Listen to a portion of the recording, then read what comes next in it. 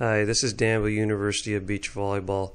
We're going to take a look at some defensive positioning plays and how to make plays better. It may seem a little picky, and the better the competition you play against, the less opportunities you have to score points. And so making the best out of a scoring opportunity is critical, and it's what really separates the good players from the bad and the great players from the good, is what they do on point scoring opportunities. Your blocker is going to be blocking ball and gives up a little too much line. Hitter gets it by the person. Blocker makes a decent set but doesn't get behind her hitter to help out on this play. So I'll break this down a little bit more. Okay, so when blocking ball, can't give up the line.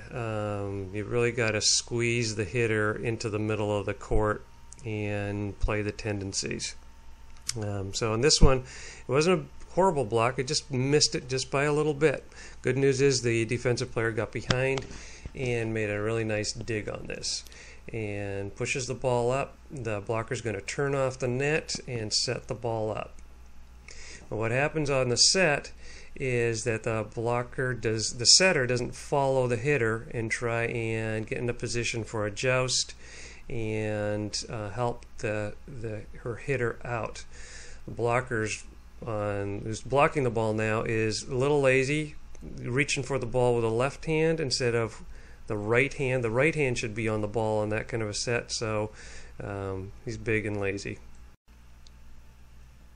Okay, here's the play in slow motion again. Blocker gives up too much line, but turns around, gives a really nice set, uses her body to set the ball, but doesn't finish the play, doesn't go help out on the tight set, doesn't go give a shot call. Now here's a play where the blocker makes a nice play on the ball, blocks the ball, but because she's a little late, it turns out to be another free ball, another chance for the hitter.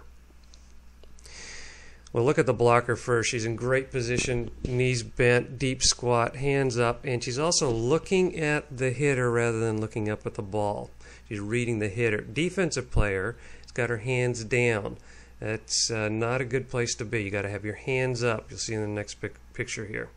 Let's stick with the defensive player. Hands are down. It's got to be like the stick figure. The hands have got to be up and ready for a lot more plays than just something coming down below her waist.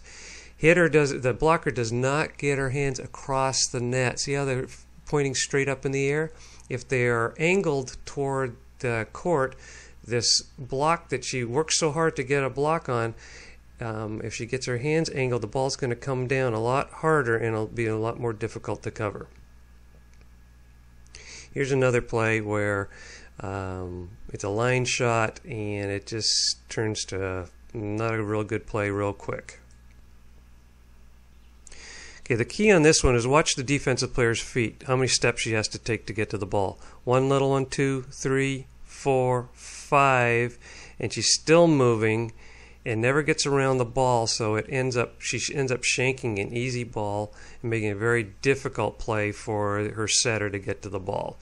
So big point of this would be taking big steps to the ball, big powerful steps to the ball, so you get there and plant and are able to be balanced when you get to the ball to push the ball up to the net. See how she's still moving when she makes contact with the ball, and because she's still moving and not planted, her body's going outside the court and she can never push the ball up to the net to give her setter a chance at the play. So balance and foot positioning is a real big thing on this play. Here on this play, you're going to see how the defensive player can't turn around to get a free ball down the middle of the court. It's an offset. Blocker's pulling off the net, great. Watch when the defensive player plants right there. She has to take another little bunny hop to try and move the other direction rather than just planting. The leg strength and body positioning and body balance make a really big difference in terms of whether you're going to make the play and make your opponent pay for the mistakes that they make, or if you're going to give your opponents cheap points. And it's little things like that that make a great big difference. thanks for joining us. Hope you learned something. And learning what to do is not the only thing. You got to learn how to do it, and we're happy to help you out with that. Come join us at University of Beach Volleyball.